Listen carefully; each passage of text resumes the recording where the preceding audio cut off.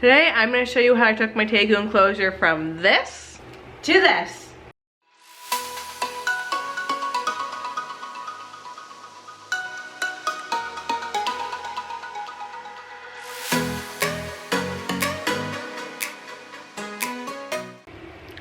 Hi guys, welcome back to my channel. If you're new here, welcome. My name is Zoe, but most people know me as 𝘎𝙪𝙨 Reptiles.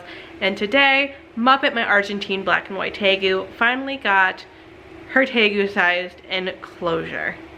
That's what you're seeing right behind me, and I'm going to show you how I put it together, what I did, and then of course introducing Muppet to it.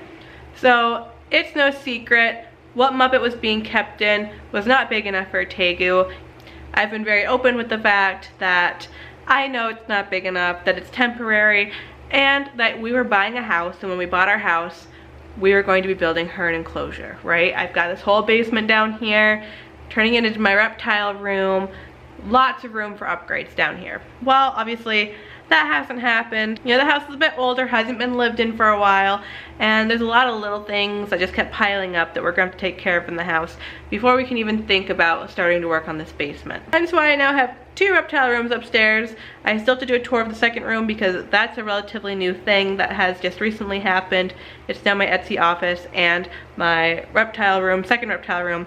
So that tour will be coming, but of course I wanted to get this whole Muppet enclosure video done and out for you guys. So anyway, it's no secret, she's been in something smaller than what I would like her in, and the plan was we move, we get the house, we build. And with all the home projects that we have to do and things we have to replace and fix, the reptile basement had to be put on the back burner for a little bit, as you can see. So that meant building Muppet and enclosure would also have to be put on the back burner for a little bit.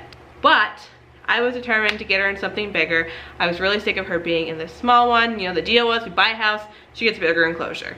And so I wanted to stick to that. So I didn't want to build her an enclosure because that'd be really difficult to work with down here when we need to paint the floors, we need to paint the walls, we need to do the walls, we have to paint the ceiling. So it's easier to set up something temporary, but also an appropriate size for her. And that's where grow tents come in super handy. So this is an 8x4 by 6 foot grow tent. So it's 8 feet long, 4 feet deep, 6 foot tall. The 6 foot tall is a little bit overkill, but they didn't have anything that was only like 4 foot tall. So we had to go with it. So ideally she would be on that side of the room where her old enclosure is. That's where her enclosure will be in the future. That's what I have planned for her. But unfortunately, I built it on this side. And there's this air duct thing up here, which drops down from where the ceiling actually is. So now that the grow tent is put together, we can't actually move it to the other side. And there's not enough width over here for us to tilt it to bring it over either. So we'd actually have to disassemble the top piece to be able to get it to the other side of the room. So she's just chilling on this side for now because it's not like the reptile basement's being renovated and done anytime soon anyway. So what do I love about this? Well, my other grow tents, I've always had to cut in the door and sew in a something, clear tablecloth, clear shower curtain, something, so that I'd have a window. This grow tent comes with 2 little windows, so I can just come over and peek right in. I don't want to give too much away yet, so we're not going to do too much peeking. But yeah, this thing is absolutely ginormous, and I was so excited to put it together for her. So once we kind of determined that the basement project would have to be pushed off quite a bit, I was able to snag a grow tent on sale, which was fantastic, and then get it all set up for her. Billy's helped me along the way with different projects I needed for the inside, which we'll get into. And yeah, so I'm gonna show you how I put it together, how I decorated it, what I did, without having to go too crazy and do too much work, because again, this is temporary, this is not her final enclosure. She'll get a custom built one eventually. But for something that would actually last her a long time, or could potentially be a final enclosure, this thing is awesome, and I can't wait to show you guys how I set it up. Super easy, it's something you guys can totally do, and it's a great affordable way to be able to give a lot of space to your animals. So without further ado, let's get into putting this enclosure together so I can finally show it to you guys. I am so excited. So first, of course, we had to unbox all of the pieces and get our frame laid out and put together. This is definitely one of the easiest grow tents I have put together. This is a different brand from what I normally get, and I was very pleased. So 6 foot tall, totally not necessary, but they don't make an 8x4x4 grow tent. It's an 8x4x6. Okay, seriously, how am I gonna put the top on if it's taller than I am? Now you can get an idea for how tall it really is.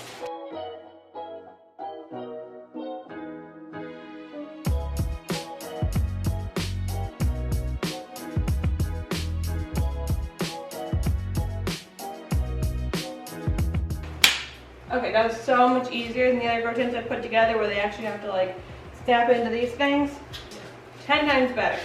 I am so linking this grow tent in the description. Putting the tent of a grow tent onto the frame is the hardest part of putting the grow tent together. I did the frame by myself, but for the tent I had to wait for a day where Billy was home and could help me put the tent on. So with 2 people it was definitely much easier. It's definitely a 2-person job.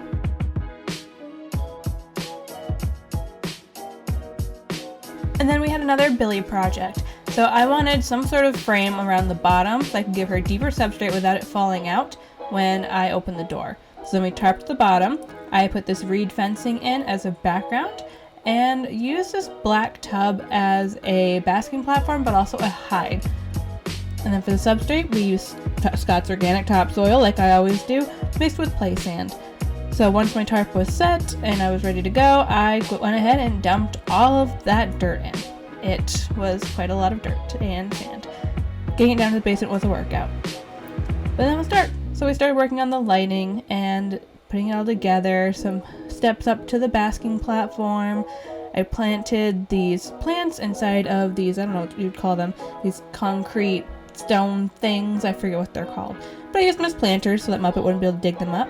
And then we went on to installing our heating and more lighting. So we have a full spectrum light for the plants and of course our heat. And then I went to Home Depot and bought a rake so that I could mix the substrate, because in an 8-foot-by-4-foot enclosure, a rake just makes it so much easier. Then we added more plants, more decor, and a tile for the basking area, because that's a lot easier to clean if she poops up there than the top of that actual tub. And there's her water. And it's time to add Muppet in.